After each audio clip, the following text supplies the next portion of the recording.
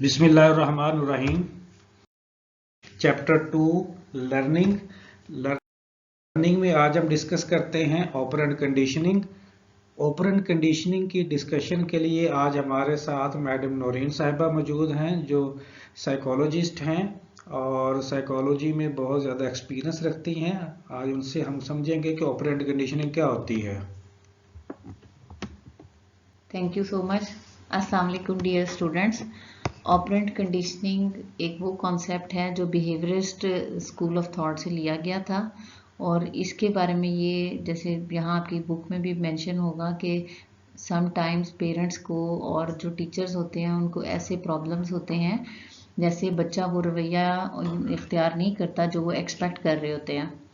जैसे अगर बच्चे से गलती हुई हो तो बच्चा उसके बदले में सॉरी नहीं कहता, और इसी तरह से अगर बच्चा जो है वो अपने गैजेट्स को ज़्यादा इस्तेमाल करता है, टीवी ज़्यादा देखता है, तो वो अपने स्क्रीन टाइम को कम नहीं कर रहा होता, यानी वो कंप्लाइंट्स नहीं देता, जैसा हम चाह रहे होते हैं वैसा रवैया अख्तियार नहीं करता। तो ये एक सवाल है कि बच्चे के रवैये को किस तरह से मुनासिब किया जाए, अप्रोप्रिएट कर लिया जाए, या जैसा हम चाहते हैं वैसा उसको बनाया जाए।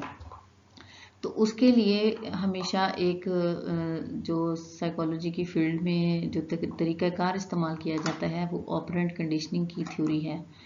और ऑपरेंट कंडीशनिंग की थ्योरी जो है वो किस तरीके से थी, इसमें जैसे आपकी किताब में है कि many time parents are worried about certain behaviours, जैसे मैं अभी बता रही थी कि वालिदैन परेशान हो जाते हैं अपने बच्चों के हवाले से, वो किसी काउंसलर को रब्ता करते हैं, टीचर को रब्ता करते हैं उन बिहेवियर्स को ठीक करने के लिए।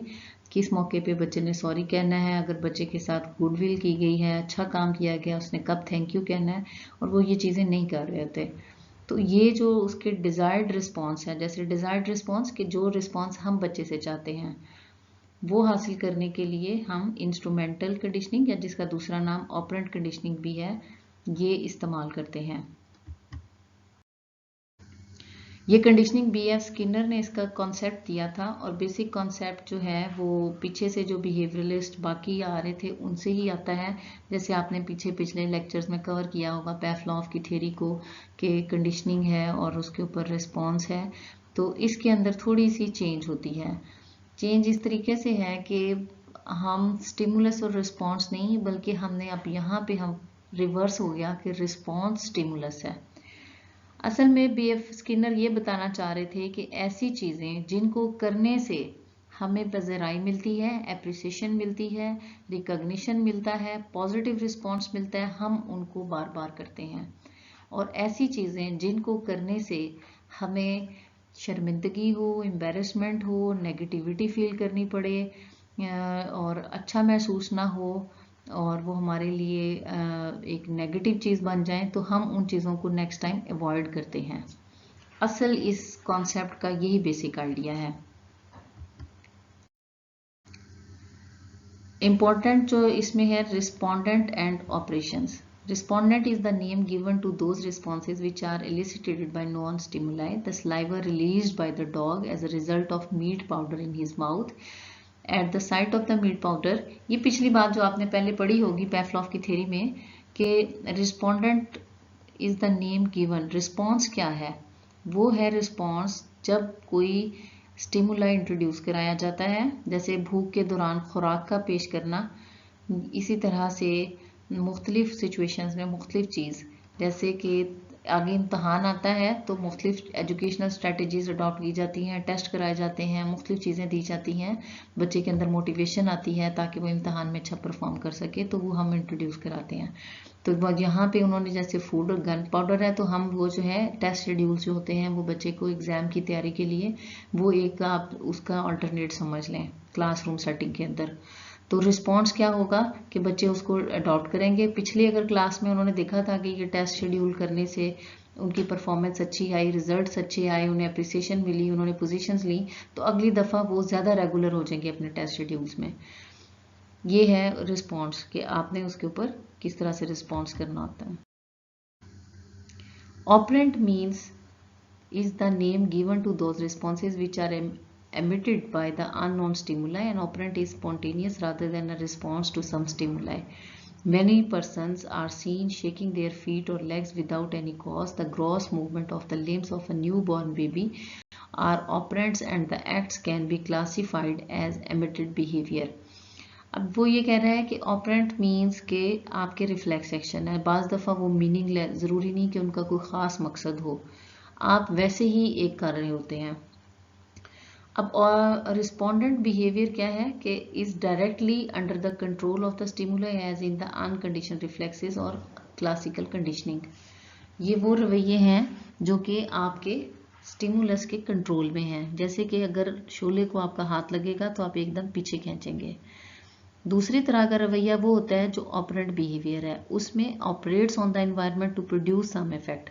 मसलन आपको सर्दी लग रही थी और आपने खुद से आग जलाई, आपने एक ऑपरेशन किया, आपने एक एक्ट परफॉर्म किया, आपके उस ऑपरेशन के रिस्पॉन्स में आपको आग जली, उससे आपने हीट ली और आपकी जो है वो आपने समझा कि आप कोजी फील कर रहे हैं, आप गर्म हो गए हैं, तो ये एक ऑपरेशनल बिहेवियर है जिसमें आप किसी खास नतीजे को हासिल करने के लिए कोई काम करते हैं। फर्क समझ आ रहा है कि रिस्पॉन्ड वो है जो रिफ्लेक्स एक्शन की तरह है, ऑपरेंट वो है कि आपको पता होता है कि ये करेंगे तो इसके नताइज या कॉन्सिक्वेंसेस क्या होंगे और उन कॉन्सिक्वेंसेस को हासिल करने के लिए हम वो काम करते हैं।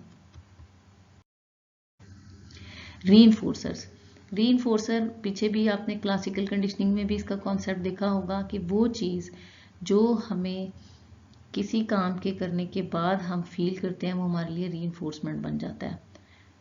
फॉर एग्जाम्पल इसमें हम पढ़ लेते हैं इसकी डेफिनेशन। अ रीइंफोर्सर और reinforcement is that which increases the likelihood of the desired response occurring again. मसलन हमने आग जलाई, हमें गर्माइश महसूस हुई, तो अगर तो मौसम सर्दी का है तो ये पॉजिटिव रीइंफोर्सर हो जाएगा हमारे लिए। लेकिन अगर हमने ही आग जलाई थी किसी काम के लिए या कुछ भी और गर्मी का मौसम होगा तो वो नेगेटिविटी है प्रोड्यूस करेगा, हमें गर्मी लग रही होगी तो हम उसे बुझा देंगे। बुझाने वाला एक्ट अब हमारा क्या है, वो पॉजिटिव रीइंफोर्सर है कि आग बुझाना।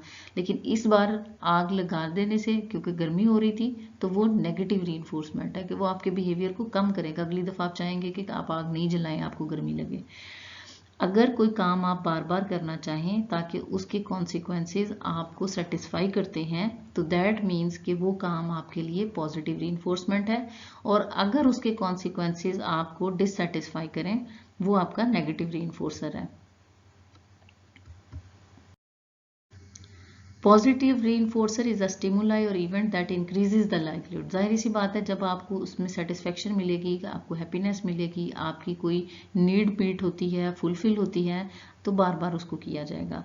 तो लाइवलीहुड क्या है कि response will be made again and again, over and over again आप उसको रिपीट करते हैं। पॉजिटिव रीइंफोर्समेंट ये चीज़ होती है। वेयर एज नेगेटिव रीइंफोर्सर ये होता है कि आप अवॉइड करते हैं, क्योंकि उस एक्शन के करने से जो रिस्पॉन्स आ रहा होता है वो आपको डिससेटिस्फाई करता है, आपको प्रॉब्लम देता है, आपको पेन देता है, तो आप उसको रिपीट करने से अवॉइड करेंगे। यहाँ लिखा है जैसे क्या, नेगेटिव रीइंफोर्सर इज अ स्टिमुलाई और an event which when stopped increases the likelihood that the desired response will be made again। यानी कि डिजायर्ड रिस्पॉन्स कंफर्ट है, तो नेगेटिव रिस्पॉन्स क्या है, इज अ स्टिमुलाई और एन इवेंट व्हेन स्टॉप्ड, जब इसको रोक दिया जाए। जैसे मैंने आपको बताया कि आग बुझा दी गई, हालांकि आग बुझाना पीछे हमने पॉजिटिव में पढ़ा था, आग बुझा दी, स्टॉप कर दिया आग, तो हमारा लाइकलीहुड क्या हो गया कि हम कंफर्टेबल जोन में आ गए। Increase the likelihood that desired response will be made again. इसका समझ आ रहा है आपको फर्क, कि वो चीज जिसके ना करने से आपका डिजायर्ड बिहेवियर इंक्रीज होगा वो नेगेटिव रीइंफोर्सर है, और जिसके करने से भी डिजायर्ड बिहेवियर, असल में ये ज़हन में रखें कि रीइंफोर्सर हमेशा आपके बिहेवियर को रिपीट कराता है। अगर तो किसी काम के ना करने से आप वो करते हैं, मसलन अगर हम समझते हैं कि एक बच्चा पढ़ रहा है और उसका हम स्टडी टाइम बढ़ाना चाह रहे हैं, तो अगर उसको कोई चीज़ पसंद है तो पॉजिटिव रीइंफोर्सर ये होगा कि हम कहेंगे कि बेटे आप पढ़ें तो मैं आपको चॉकलेट दे दूंगी, ये है पॉजिटिव रीइंफोर्सर। और नेगेटिव रीइंफोर्सर क्या है कि कोई चीज़ हम उनसे कुछ अरसे के लिए वो हटा देते हैं ताकि उस चीज़ से, क्योंकि बच्चे का बिहेवियर कम हो रहा होता है, वो चीज़ हम थोड़ी देर के लिए उससे ले लेंगे और उसके हटाने से भी बच्चे का रवैया अगर बढ़ रहा है, मसलन अगर एक बच्चा फॉर एग्जांपल साथ साथ पढ़ भी रहा है और साथ कोई वीडियो चला रहा है या टीवी चल रहा है कमरे में, तो बच्चे को बेशक टीवी पसंद होगा, लेकिन उससे उसकी स्टडी डिस्ट्रैक्ट हो रही है, तो हम उसका टीवी इस टाइम में बंद कर देंगे ताकि डिजायर्ड बिहेवियर जो स्टडी है उस पर बच्चे का फोकस हो। तो उसको कहेंगे कि आप ये पहले पढ़ लें, फिर हम आपका दोबारा से टीवी ऑन कर देंगे। तो negative reinforcers are often but not necessarily painful. Painful in sense कि वो ज़रूरी नहीं कि बच्चे को डायरेक्ट पेन दे रहे हों, बच्चे के लिए अनएक्सेप्टेबल होता है उनको छोड़ना, या उसके होने से बच्चा अनकंफर्टेबल भी हो रहा है, डिस्ट्रैक्ट भी हो रहा है, लेकिन वो साथ साथ कंटिन्यू हो रहा है। तो रीइंफोर्सर्स जितने भी होते हैं नेगेटिव या पॉजिटिव, वो बिहेवियर को बढ़ाएंगे।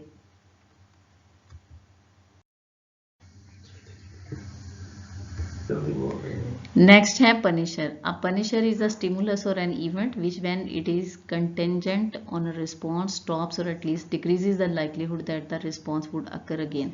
पनिशर वो है जो हमारे टारगेट बिहेवियर को कम कर देगा। आमतौर पर पनिशर जो हैं उनको प्रेफर नहीं किया जाता, और आगे हम देखेंगे इसमें कि a casual reader may think that punisher is a negative reinforcer. That is not so. रीइंफोर्सर्स हमेशा बिहेवियर को बढ़ाते हैं, चाहे वो नेगेटिव हो या पॉजिटिव। पनिशर्स हमेशा पॉजिटिव हो या नेगेटिव, पनिशमेंट भी पॉजिटिव नेगेटिव आगे एक्सप्लेन होगी, ये हमारे उस बिहेवियर को कम करते हैं। While both are often noxious, painful events, it is ending of the event that is contingent on the response negative reinforcement, but it is onset of the event that is contingent on the response in punishment. Responses followed by punishers tend not to be repeated, while those followed by the negative reinforcers tend to become more likely. यहाँ पे वही comparison करके बता रहे हैं कि जो negative रीइंफोर्सर होता है वो बिहेवियर को बढ़ाता है, जबकि जो पनिशर होता है वो बिहेवियर को कम करता है। ओमिशन ऑफ रीइंफोर्समेंट और omission of training. Another term which stands in sharp contrast to the above terms, negative reinforcement, punisher, is omission training or omission of reinforcement. Omission of reinforcement training implies that withdrawal of positive reinforcement following a response. The purpose of omission of training is to decrease the occurrence of the response which led to the removal of the positive reinforcement. For example, parents may stop pocket money for a day and ask the child to go to school following some behavior. In ordinary sense, omission of reinforcement may be regarded as punishment, but it is not so. यहाँ पर वो ये concept बता रहे हैं कि omission of reinforce का मतलब ये है कि बच्चे की पॉकेट मनी दी थी हमने कि बेटा आपको पैसे देंगे आप स्कूल जाएं, बच्चे स्कूल जाने लग गया, लेकिन कुछ अरसे के लिए फिर हम उस पॉकेट मनी को रोक देंगे। ये पनिशमेंट नहीं है, बल्कि ये एफर्ट की जाती है कि बच्चा सिर्फ पॉकेट मनी की वजह से स्कूल ना जा रहा हो। जो पॉकेट मनी है वो शुरू में हमने दी जरूर, लेकिन ओमिशन इसलिए करना है ताकि स्कूल इटसेल्फ उसके लिए रिवॉर्ड बन जाए और वो अपने रीइंफोर्सर पे डिपेंड ना करें। Schedule of reinforcement. Continuous reinforcement का मतलब ये होता है कि आप हर दफा आप उस बिहेवियर के करने पर बच्चे को वो रीइंफोर्समेंट देंगे या वो चीज इंट्रोड्यूस कराएंगे जो उसके लिए प्लेजेंट होती है। और प्लान्ड स्केड्यूल ऑफ रीइंफोर्समेंट का मतलब ये होता है कि आप सोच लेते हैं कि 3 दफा इसने ये इस तरह कर लिया तो उसके बाद हम 1 कैंडी देंगे बच्चे को। 3 लाइनें लिखी हैं या 3 पैराग्राफ लिखे हैं तो 1 कैंडी दे दी। उसके बाद उसने कोई ऐसे याद किया तो ऐसे शेड्यूल बना लेते हैं। आप हर एक रिस्पॉन्स पर नहीं देते, बल्कि आप डिफरेंट स्केड्यूल बनाने के साथ साथ उसके अकॉर्डिंग उसको आप रीइंफोर्समेंट इंट्रोड्यूस कराते हैं। Theory and practice of learning by operant conditioning. Above we have explained certain terms and concepts connected with learning by operant conditioning. Now we can go ahead with learning theory itself, experimental evidence behind it and its educational implications. अब हम देखेंगे कि operant conditioning की जो है वो हमारी practical life के अंदर ये थ्योरी किस तरह से वर्कआउट करती है। Operant conditioning defined in the words of the Ernest R. Hilgard, operant conditioning refers to the strengthening of a stimuli-response association by following the response with the reinforcing stimuli. यानी कि हम stimulus है और response है, अगर वो response जो है वो रिवॉर्डिंग है तो वो बार बार किया जाएगा, और ये चीज़ जो है वो ऑपरेंट कंडीशनिंग कहलाएगी। Usually the reinforcing stimuli is called if it strengthens the response that precedes it, this means it operant conditioning। अगर आपने कोई काम किया और उसके रिजल्ट में आपका बिहेवियर, वो जो रिस्पॉन्स आया और फिर आपका बिहेवियर और स्ट्रांग हो गया, यानी दोबारा आपके अंदर ये अर्ज पैदा हुई कि आप वही काम करें, तो ये ऑपरेंट कंडीशनिंग कहलाएगा। A response is made without any non stimulus. बाज़ दफ़ा पता भी नहीं होता कि हम ये रिस्पॉन्स क्यों कर रहे हैं। रीइंफोर्समेंट इज़ प्रोवाइडेड, कोई रीइंफोर्समेंट दी जाती है, कोई पॉजिटिव चीज़ इंट्रोड्यूस कराई जाती है। The response made earlier is strengthened and made more probable. इसमें मुझे एक एक्सपेरिमेंट याद आया कि वो कह रहे हैं कि पिजन को हंगरी था और उसने एक डब्बा बनाया जिसके ऊपर उसने 1 2 काउंटिंग लिख दी और कुछ ABC के लेटर वगैरह लिख दिए या कुछ शेप्स भी बना दी। पिजन ने ना जब बाय चांस ही उसने एक बटन को क्लिक किया काउंटिंग वाले को, तो अंदर से उसका दाना निकल आया और उसने खाया।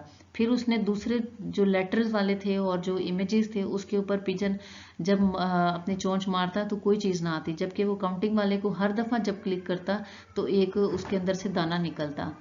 तो इससे उसने ये सीख लिया कि काउंटिंग से ही उसे जो है वो रिवॉर्ड मिलेगा और बाकी चीज़ों से उसे वो रिवॉर्ड नहीं मिलना। तो बाय चांस हुआ था, यानी नोन नहीं था, लेकिन क्योंकि उसको रिवॉर्ड मिल रहा था तो उसका बिहेवियर उससे स्ट्रेंथन होता गया, उस ऑपरेशन ही को वो रिपीट कर रहा था। ये है ऑपरेंट कंडीशनिंग की एक एग्जांपल आपको समझाने के लिए। Experimental basis of operant conditioning. In order to prove the significance of response-stimuli bond, Skinner made use of Thorndike's law of effect. For this purpose, he wanted a better control of the learning situation than was done by Thorndike with his puzzle box. He invented the Skinner box. Skinner box जो मैंने अभी आपको pigeon वाले में बताया, उसके experiment में उसने इस तरह का एक बॉक्स डिवाइस कर लिया, खुद से बना लिया। Often called the operant chamber, इसको ऑपरेंट चैम्बर का नाम भी दिया जाता है हिस्ट्री में। और an operant chamber is a simple box with the device fitted, उसके अंदर उसने एक छोटी डिवाइस लगा दी। That device can be work by the animal inside the box. Skinner performed his experiments on rats and pigeons. For pigeons, the device is a small panel called a key which the pigeon can peck. For rats, the device is a lever which the rat can press. अब दो चीज़ें थी, मैंने बताया ना, जो pigeon के experiment थे उसका जो स्किनर बॉक्स था या उसका जो ऑपरेंट चैम्बर होता है उसके अंदर बटन्स या कीज लगी होती हैं जिसको वो अपने चोंच से पैकिंग करके तो रिस्पॉन्स हासिल करता है। और जब ये एक्सपेरिमेंट उसने जहाँ पे माउस वगैरह के साथ करने थे तो वहाँ पे उसने वो लीवर था, जब जाके वो लीवर को प्रेस करते थे तो उनको फूड मिलती थी। और वो बाय चांस लीवर पहली दफ़ा प्रेस करते हैं, लेकिन जब अगली दफ़ा उन्हें भूख लगती है वो देखते हैं कि लीवर प्रेस होने से फूड आई, तो इस ऑपरेशन को वो रिपीटेडली करते थे और इस तरह उनकी ऑपरेंट कंडीशनिंग हो गई कि ये अमल करने से हमें ये फ़ायदा हासिल हो रहा है। स्किनर का एक्सपेरिमेंट यहाँ पे बताया जा रहा है कि hungry rat is placed inside the operant chamber. उस बॉक्स में जो उसने बनाया हुआ था एक चूहे को उसने जिसे वो भूखा था उसको रखा। द रैट मूव्स रेस्टलेसली, वो बेचैनी से भूख की वजह से इधर उधर फिर रहा था ओकेजनली, और बाय चांस ही उसका जो है वो लिवर जो बार था या वो जो अंदर सलाख थी वो प्रेस हो जाती है। जब वो प्रेस हुई तो उसको वो जो है वो ऑन बार के जो है pre conditioning operant level of bar pressing, उसे ये नहीं पता था कि इससे क्या होगा, लेकिन जैसे ही उससे खाना मिल गया तो वो उसने इस चीज को समझ लिया। Now every time the rat presses the lever the pellet of food is released, खाना बाहर आ जाता और खाना वो खा लेता। Rat eats. Every time the lever is pressed, the rat get a pellet of food of it. The food reinforces bar pressing. अब food की वजह से वो बार प्रेस कर रहा है, मतलब बार प्रेस करना इट सेल्फ उसका बिहेवियर नहीं है, असल में वो क्या मकसद है, फूड हासिल करना, और अपने उस टारगेट को लेने के लिए वो ये ऑपरेशन जो है वो परफॉर्म करता है। The record of the whole process is maintained. This indicates the course of operant conditioning. Once the food magazine is disconnected, no food is released as a result of bar pressing. There is fall in rate of bar pressing and the operant response undergoes extinction. It can be revived only after reinforcement occurs. अब वो ये कहता है कि अगर आप वो pigeon ने या रैट ने पिजन ने पैकिंग की या रैट ने लीवर प्रेस किया और उसके बाद उसे फूड पैलेट नहीं मिली, तो उससे एक्सटेंशन मतलब होता है कि पीछे जो उसने सीखा था कि इससे खुराक मिलेगी और वो बार बार कर रहा है, अब वो नहीं करेगा। उसे पता है कि नहीं आ रही खुराक तो वो खत्म हो जाएगी। लेकिन फिर अगर कुछ वक्फे के बाद दोबारा उसे फिर प्रेस करने पे वो मिल जाए तो फिर उसे समझ आएगी कि हाँ मिल भी सकती है, और नहीं भी मिलती तो हर दफा वो ट्राई करेगा। ये ट्रायल एंड एरर मेथड है कि उसने देख लिया कि एक करने से नहीं मिली तो उसने लगा कि अब नहीं करना, लेकिन फिर बाय चांस जब वो जाके प्रेस कर देता है तो फिर खुराक मिल जाती है, तो वो एक्सटेंशन है और वो दोबारा से वो रीलर्न कर लेता है कि दोबारा मिल रही है उसको। Skinner's experiment on pigeons were performed with the help of a pigeon box. वही ऊपर बताया जो पीछे बात हुई थी कि चूहे के साथ तो लीवर के साथ उसने किया था, लेकिन जब इसने इनको की इंट्रोड्यूस कराई थी जिसको वो अपनी चोंच से पैकिंग करते थे और सेम वही रिस्पॉन्स मिलता था जो फूड वाला रिस्पॉन्स लीवर प्रेस करने से रैट को मिलता था। Shaping behavior for operant conditioning. Shaping is a vital concept in operant conditioning. Shaping implies reinforce the steps leading to the desired response. That response will eventually occur. Shaping का मतलब ये होता है कि किसी काम को करने के बाद आप अपने रवैये को मॉडिफाई कर लेते हैं, अपने बिहेवियर को मॉडिफाई कर लेते हैं, सीख जाते हैं उसको, वो आप शेप अप हो जाते हैं उस तरह करने के लिए। The experimenter makes judicious use of selective reinforcements to let the subject to the desired response. It is essential to reinforce the behavior of the organism that closely matches the desired response. Shaping involves the following 4 psychological principles, और इसके आगे वो 4 principles बता रहा है कि क्या होते हैं। Response generalization. This refers the repetition of more or less similar acts behavior. Response generalization is essential for shaping. For example, child shows reverence to his father's friend every time he pays visit. अब ये है कि वो देखता है कि आप किसी भी इंसान को अच्छे तरीके से मिलते हैं तो आगे से आपको अप्रिसिएशन मिलती है, तो बच्चा ये सीख जाता है कि जब भी हम किसी से मिलें वो जनरलाइज कर लेगा अपने बिहेवियर को, तो हमेशा अच्छे से मिलें ताकि लोग भी आपको अप्रिशिएट करें और लोग आपको पसंद करें। ये है रिस्पॉन्स जनरलाइजेशन कि जब आप ऐसे करेंगे तो आगे से आपको ये रिस्पॉन्स, आपका रिस्पॉन्स वही होने लग जाएगा। और stimulus generalisation, this happens when a particular response elicited by a particular stimulus also get elicited by some other similar stimulus. For example, a child fears black cat. He will also be afraid of a piece of black cloth. कि वो जो stimulus है वो तो behaviour है ना, कि आपका अच्छा बिहेवियर है तो आगे से आपको अच्छा बिहेवियर मिला, तो वो रिस्पॉन्स बेस्ड है कि रिस्पॉन्स अच्छा मिला तो रिस्पॉन्स जनरलाइज हो गया। स्टिमुलस का मतलब है कि फियर आपका किस चीज से है, उस चीज को आप जनरलाइज करें उस चीज को आप जनरलाइज करते हैं। जैसे ब्लैक कलर की यहाँ एग्जांपल दी हुई है, इसी तरह से डिफरेंट जो खौफ होते हैं, जैसे अगर किसी बच्चे के घर पे कोई केयर टेकर फीमेल जेंडर से थी, बच्चे को एक्सप्लॉइट करती हैं या उनको उसको प्रॉब्लम में लाती हैं, तो जब वो स्कूल आएगा तो वो टीचर अगर फीमेल होगी तो वहाँ डिस्टर्ब शो करे, या वो कोई भी खातून को देखने के ऊपर वो बच्चा रोना शुरू कर दे अननोन को, तो वो पता लगा कि उसने उस स्टिमुलस को जनरलाइज कर लिया। Habit competition. Correct habits should dominate other competing habits. Adequate reinforcement will help in this direction. Habit है क्या? जो बिहेवियर हमारा बहुत स्ट्रेंथन हो जाता है और जिसे हम रिपीटेडली करते हैं वो हमारी हैबिट कहलाता है। और हम जो है वो अपनी मुख्तलिफ हैबिट्स को थ्रू रीइंफोर्समेंट्स एक डायरेक्शन दी जाती है ताकि वो आपकी आदत बन जाए। जैसे आपने एक हिस्ट्री से वाक़या सुना होगा हज़रत दाता गंज शक्कर बख्श का, कि उनकी वालदा उनको नमाज के लिए शक्कर देती थी ताकि उनका नमाज पढ़ने का रवैया जो है वो बड़ा स्ट्रॉन्ग हो जाए। तो वो जब बच्चे की एक तरह नमाज की आदत हो जाती तो फिर वो शक्कर ना भी देती तो वो नमाज पढ़ते रहे अपनी ज़िंदगी में। ये एक छोटी सी मैं आपको मिसाल बता रही हूँ कि हैबिट कंपटीशन क्या चीज़ है। Chaining means each preceding segment of behavior should result is a desirable segment of behavior till the desired response is fully achieved. Every step in the desired direction should be reinforcement. अब इसमें ये होता है कि हमने चेनिंग कर लेनी है और step by step target behaviour को अचीव करना है। यानी कि हम जैसे चेन के अंदर एक डिफरेंट कड़ियाँ होती हैं, कड़ी से कड़ी मिला के हम अपने टारगेट रिस्पॉन्स को हासिल करेंगे। मसलन हम बच्चे को जब उसने वज़ू कर लिया, जिस दिन उसने इरादा किया नमाज का, उस पर अप्रिशिएट किया, उसको वज़ू किया तो उसके ऊपर उसको अप्रिशिएट किया, फिर जाए नमाज लेके आया उसको अप्रिशिएट किया, फिर नमाज पढ़ ली तो उसके ऊपर उसको अप्रिशिएट किया। अप्रिसिएशन यहाँ पे एक एज रीइंफोर्समेंट में इंट्रोड्यूस करा रही हूँ। यानी कि हमने हर स्टेप को उसको इंट्रोड्यूस करा। या बच्चे ने नमाज का कोई रुकन याद किया, हमें उसने सुना, अल्हम्दुलिल्लाह याद कर ली, हमें सुनाई, हमने उसको अप्रिशिएट कर दिया। तो चेनिंग के थ्रू हमने आहिस्ता आहिस्ता पहले नमाज में दुरूद शरीफ है मिला, वो सारी चीज़ें बच्चा सीखता गया और फिर उसे पूरी नमाज अदा करनी आ गई। तो हमने हर बिहेवियर को अलग अलग रीइंफोर्स करके टारगेट बिहेवियर को सेगमेंट वाइज हमने डिवाइड करके और उसको बच्चे को उस बिहेवियर के अंदर हम एक अपने फुल फ्लैज रिजल्ट तक ले आए। अब यहाँ पे कंपैरिजन है, पीछे आपने दोनों लेक्चर्स ले लिए, ऑपरेंट कंडीशनिंग भी, क्लासिकल कंडीशनिंग, वो दोनों को बता रहा है। क्लासिकल कंडीशनिंग जो है वो पैवलोव ने इंट्रोड्यूस कराई थी और ऑपरेंट कंडीशनिंग B.F. स्किनर ने।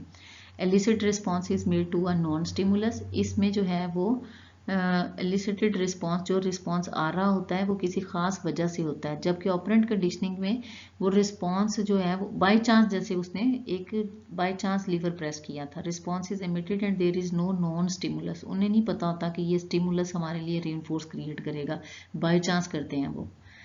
Stimulus plays a dominant role for producing desired behavior. It is stimulus response conditioning. और हमारा जबकि आप एक स्टिमुलस देते हैं और उसके ऊपर एक रिस्पॉन्स आता है, भूख थी तो फिर खाना खाएंगे, जबकि यहाँ पे ये है कि खाना खाया और आपने एनर्जी फील की और आप फिर से लाइफ में अच्छा काम करने लगे, तो अगली दफ़ा जब भूख होगी तो आप चाहेंगे कि आप कुछ खा लें ताकि आप बेहतर तौर पर, यानी आपके response plays a dominant role in learning of the desired behaviour. It is reverse, response आपके बिहेवियर को और आपके स्टिमुलस को, उस काम करने को बार बार, यानी खाना खाने को, उसका रिस्पॉन्स जो आप रिलैक्स फील करते हैं, फिल्ड फील करते हैं, हैप्पी फील करते हैं, तो वो उसकी वजह से आपका स्टिमुलस होगा। ठीक है, तो ये थोड़ा कंपैरेटिवली चेंज है दोनों में।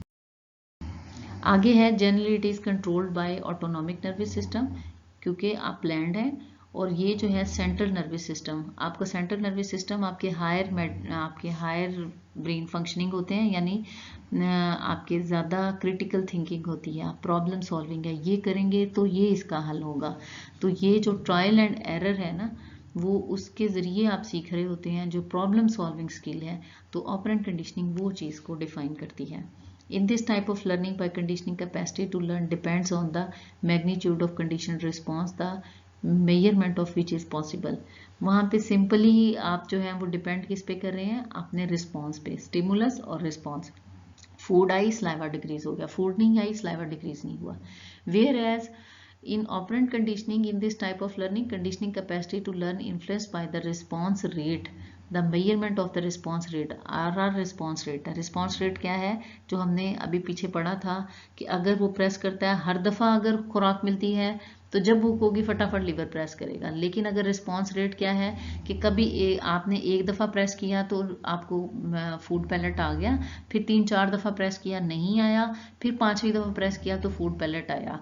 तो जितनी ज़्यादा रिस्पॉन्स आएगा, जितनी ज़्यादा फूड आएगी, या एक दफ़ा प्रेस करने पर एक दाना निकलता है और अगर 3 दफ़ा वो प्रेस करता है तो 3 दाने इकट्ठे आते हैं, तो 2-4 ट्रायल के बाद रैबिट और पिजन ये सीख जाते हैं कि लीवर को हमने एक दफ़ा करेंगे तो हमें कम फूड मिल रही है, तो वो 3 टाइम ही उसको प्रेस करने लग जाएगा, कि वो अपने रिस्पॉन्स रेट को उसके अकॉर्डिंग मॉडिफाई कर लेता है।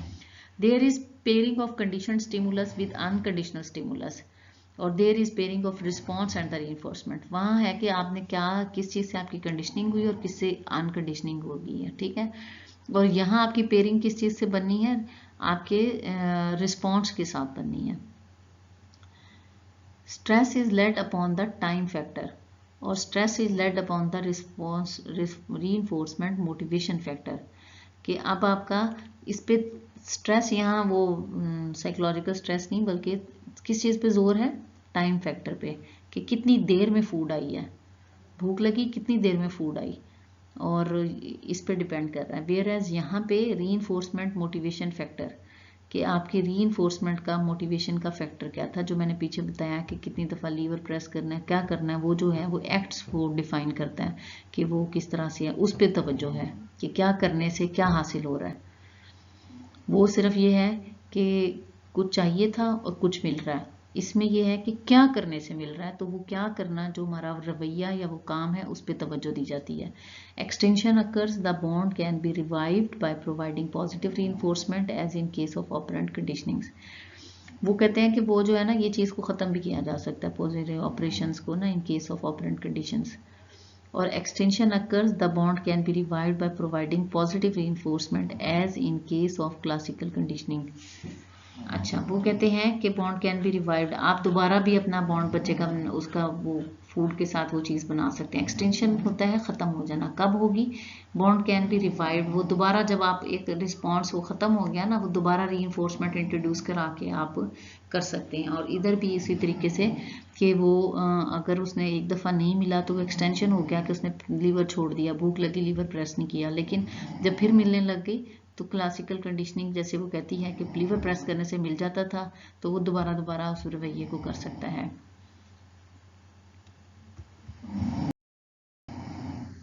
Implication of theory of operant conditioning. The theory of operant conditioning has revolutionized the field of training और learning. इससे बड़ा तब्दीली आई, लोगों को पता लग गया कि क्या टारगेट बिहेवियर जो है, रिस्पॉन्स और behaviour is not necessarily dependent upon a specific known stimulus, सिर्फ नॉन स्टिमुलस नहीं, बल्कि it is more correct to think that a behaviour is dependent upon its consequences. Therefore, for training an organism to learn a particular behavior response, it may be initiated to respond in such a way to produce the reinforcement stimuli. तो वो कहते हैं कि इंसान trial and error method से सीखता है। जब वो ट्रायल करता है और उससे उसको ये लगता है कि सक्सेस मिली है तो वो उस ट्रायल को रिपीट करेगा, और एरर ये है कि वो उसने वो काम चाहा था कि वो किया और उससे कॉन्सिक्वेंसेस रिसीव नहीं हुए।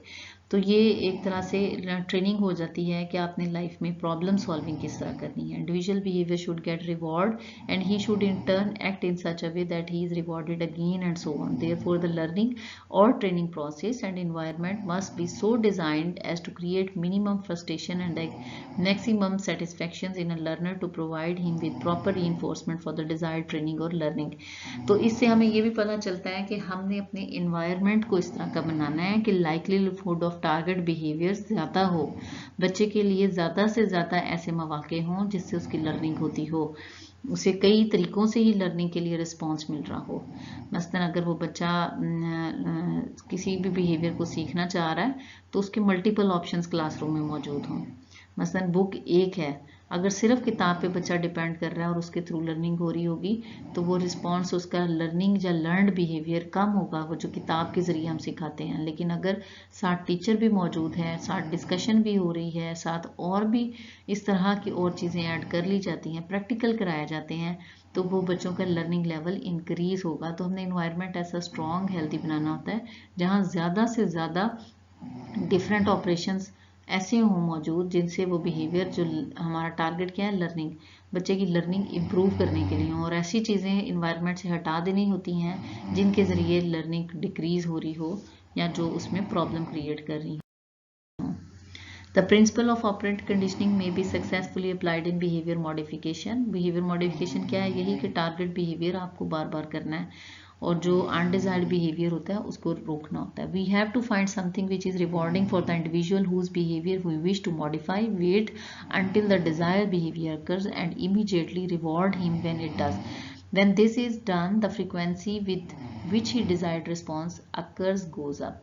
When the behavior next occurs, it is again rewarded and the rate of response goes up even further. Proceeding in this matter, we can induce the individual to learn the desired behavior. वही जो पीछे हमने बात बताई थी कि हम behaviour modify कर लेते हैं। जैसे पीछे हमने शुरू में कहा था कि सॉरी है, बच्चे से गलती हुई, बच्चे ने सॉरी किया, उसके ऊपर आपने जो उसको कहना था आपने नहीं कहा नेगेटिवली, बल्कि उसे कहा इट्स ओके बेटा, तो बच्चे को वो एक सपोर्ट मिल गई इमोशनल, ये उसके लिए एक रीइंफोर्समेंट होगी। 2-4 चीज़ों के बाद बच्चा इसका बिहेवियर अडॉप्ट कर लेगा कि अगर कभी आपसे गलती हो तो आपने उसके ऊपर सॉरी कह देना है। ये वही चीज़ है कि बिहेवियर मॉडिफाई हो गया, पहले बच्चा नहीं कहता था सॉरी, लेकिन बाद में वो कहना शुरू कर देगा।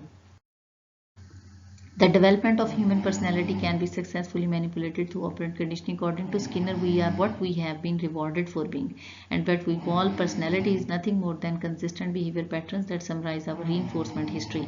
वो कहता है हमारी शख्सियत क्या है, हमने अपनी ज़िंदगी में सीख लेते हैं अपने बचपन में ही ये चीज़ें करते करते कि जो चीज़ों ने हमें रिवॉर्ड किया होता है ना, तो वो हम सीख जाते हैं कि ये चीज़ें जो हैं वो अच्छी हैं और हमें इन्हें अपनाने में फ़ायदा है और हम अपनी एक शख्सियत डेवलप कर लेते हैं। मसलन कुछ बच्चे हो सकता है कि बचपन में आर्ग्यू करने से, झगड़ा करने से उन्हें उनके डिज़ायर्ड चीज़ें मिली हों, तो वो बाद में भी ये समझते हैं कि लड़ाई झगड़ा ये एक तरीकाकार है, और इस तरह से उनकी एक क्वलसम पर्सनैलिटी, झगड़ालू शख्सियत बन जाती है। लेकिन अगर बच्चे की पेरेंटिंग अच्छी हुई है और बच्चे का डिज़ायर्ड बिहेवियर जो था वो अच्छे तरीक़ों से, तरबियत ऐसी की गई है कि वो पोलाइटनेस से उसको डील किया गया और बच्चे ने ये सीखा कि ये मैंने बल्कि अच्छे रवैये इख्तियार करने के बाद मुझे मेरी डिज़ायर्ड चीज़ें मिलेंगी, तो बच्चे की वैसे ही अच्छी कोऑपरेटिव, कॉम्प्रोमाइजिंग नेचर बन जाएगी। तो वो आपकी पर्सनैलिटी, वो कहता है यही है कि आपके असल में वो हिस्ट्री है कि आपने वो बिहेवियर कहाँ से, रीइंफोर्समेंट हिस्ट्री कि आपने सीख लिया ये करना है। We learn to speak English for example because we have been rewarded for approximating the sound of the English language in our early home environment. If we happen to be brought up in a Japanese or Russian home we would learn to speak Japanese or Russian because when we ये बाहर के मुल्क है, वो कहता है बच्चा अपनी ज़ुबान, जो भी उसकी मादरी ज़ुबान होती है, वो इसलिए बोलता है कि जब वो ये बातें करता है तो एक तो सारी फैमिली उसको सपोर्ट कर रही होती है, उसको अप्रिशिएट करती है, और उसकी तमाम कहने से या वो गुफ्तगू करने से, वो लैंग्वेज सीखने से, वो जो कहना चाह रहा होता है वो कह लेता है, जो हासिल करना चाह रहा होता है थ्रू डिस्कशन विन कर लेता है। तो वो इस वजह से वो चीज़ सीख रहा होता है, उसकी शख्सियत वो सीख लेता है कि इस अंदाज से बात करनी है। The theory of operant conditioning does not attribute motivation to internal process within the organism. It takes for granted the consequences of a behavior and response of motivation to further occurrence of that behavior. Food is a reinforcement to a rat or a pigeon. Knowledge of the correct response is reinforcement to a learner. Secondary reinforcers also prove very important source of motivation for a learner. Verbal praise, positive facial expressions of the trainer, teacher, or feeling of success, high scores, good grades, prizes, medals, and opportunity to do work. One likes all good motivators. Operational conditioning thus provided an external approach to motivation. ये बड़ा एक की concept है इसका। वो ये कहते हैं कि ऑपरेंट कंडीशनिंग में इन्वायरमेंट से जो रिस्पॉन्स आता है उसके ऊपर ज़्यादा फोकस किया जाता है, ना कि आपके इंटरनल अप्रोच, आपके एक्सटर्नल इन्वायरमेंट को वेटेज दिया जाता है। मसलन आप फूड हासिल करते हैं, हालांकि आपकी फुलफिलमेंट हुई है, वो उस इस तरह की चीज़ों की जगह वो है, वो कहता है कि नहीं, बल्कि जो माहौल से रिस्पॉन्स है ना, उनको वो ज़्यादा फोकस कर रहे हैं इस थ्योरी के अंदर। जैसे टीचर का वो कहता है रवैया। अब भूख है, एक बच्चे ने खाना खाया, आप देखें ना, ये जैसे छोटी सी मिसाल मैं आपको इसकी इस तरह दूं कि शुरू में जब छोटे बच्चे होते हैं, हम घरों में बच्चों को सिखा रहे होते हैं कि बेटा ये हलाल है, ये हराम है, ये मकरूह चीज़ें हैं कि नहीं खानी है। अगर एक बच्चा, जैसे हिंदू माशरे का कोई बच्चा हो और वो अगर गोश्त नहीं खाता, अगर वो गोश्त खाएगा, उसकी माँ शुरू में से समझाएगी नेगेटिव, हालांकि उसका पेट तो भर गया होगा, लेकिन वो एक्सटर्नल इन्वायरमेंट को फोकस करेगा। अगर उसकी माँ उसको नाराज़ हुई थी, उसको मारा गया था, उसको बताया गया था, उसको उसका माइंड सेट किया गया था कि ऐसा करने से ये हुआ है, ये हुआ, तो वो बच्चे का बिहेवियर डिक्रीज होगा। हालांकि पेट तो उससे भी भर रहा था, लेकिन उसने एक्सटर्नल एनवायरनमेंट को वेटेज दिया, ना कि अपनी एक फूड या हंगर, अपनी बेसिक उसको। तो response from the environment, from external environment जो है वो ऑपरेंट कंडीशनिंग में ज़्यादा उनको फोकस किया गया। Operant conditioning emphasizes the importance of schedules in the process of reinforcement of behavior. वो भी बात कि कितनी दफ़ा क्या करने से कब क्या हासिल होगा, ये चीज़ सीखी जाएगी। मैंने जैसे बताया पीछे आपको कि अगर 3 दफ़ा बटन प्रेस करने से ही फूड आती है, तो वो ये है कि वो एक दफ़ा करेगा, फिर छोड़ देगा, फिर 3 दफ़ा इकट्ठे प्रेस करेगा। तो शेड्यूल्स जो होते हैं, जो स्केड्यूल्स बनाए जाते हैं, वो भी इम्पॉर्टेंट होते हैं कि आपने किस तरह करना है इन चीज़ों को। इस चीज़ की थ्योरी में बहुत ज़्यादा वेटेज दिया गया इसको कि आपकी जो स्केड्यूल है, कितनी दफ़ा ये करने से आपको ये चीज़ हासिल होगी। जैसे हमारे रब ने भी हमें एक स्केड्यूल दिया हुआ है कि 5 वक्त की नमाज के बाद आपके ऊपर जन्नत है, आपको मिलेगी। तो हम यानी कि इसलिए 1 या 2 नहीं, जब 5 आप पढ़ते हैं तो एक शेड्यूल है गिवन, ठीक है। फिर उसके बाद क्या आता है, जुम्मा आ जाता है। जुम्मा एक शेड्यूल है, 7 डेज अ वीक में 1 टाइम आएगा। तो ये स्केड्यूल कंडीशनिंग है हमारी चीज़ों की। इसी तरह से बच्चा सीख लेगा कि जैसे एक ये नहीं है कि अच्छा बच्चा है, उसको उस अच्छे का बच्चा या अच्छा स्टूडेंट तब कहा जाएगा सिर्फ एक कॉपी इंग्लिश में बहुत एक्सेल कर रहा हो और बाकी चीज़ों को फोकस नहीं करे, बल्कि वो ये सीख जाएगा कि उसने क्या क्या करने से, मीट करने से, होमवर्क भी करना है, याद भी करना है, आप तीसरे दिन चौथे दिन जाके उसने अपनी क्लास में कोई चीज़ प्रेजेंट करनी है, सुनाना है, तो वो सीखेगा। तो ये स्केड्यूल्स जो होते हैं कि बच्चे लर्न कर जाते हैं, या जो भी लर्नर हो, जो कोई एनिमल है, ह्यूमन बीइंग है, वो लर्न कर लेगा। This theory advocated the avoidance of the punishment and unlearning and undesired behavior for shaping desirable behavior. Punishment को discourage किया जाता है। मार नहीं प्यार का concept जो है वो यहाँ से इसी theory से बेस करता है। punishment से मतलब कोई negative चीज़ introduce करा के बच्चे के behavior को modify किया जाए। इस चीज़ को हमेशा ही operant conditioning बहुत ज़्यादा नापसंद करती है। पनिशमेंट नहीं, रादर चाहे आप पॉजिटिव दें चाहे नेगेटिव दें, लेकिन थ्रू रीइंफोर्समेंट आपने बिहेवियर को बढ़ाना है, पनिशमेंट को नहीं यूज करना।